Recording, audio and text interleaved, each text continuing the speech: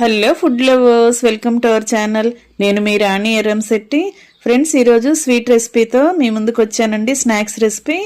అప్పటికప్పుడే చేసుకునే కొబ్బరి పూర్ణాలు చాలా చాలా కమ్మగా టేస్టీగా ఉంటాయి. ప్రాసెస్ కూడా చాలా డిఫరెంట్గా అనిపిస్తుంది. చాలా సింపుల్గా అప్పటికప్పుడే ప్రిపేర్ చేసి ఫ్యామిలీకి సర్వ్ చేయొచ్చండి.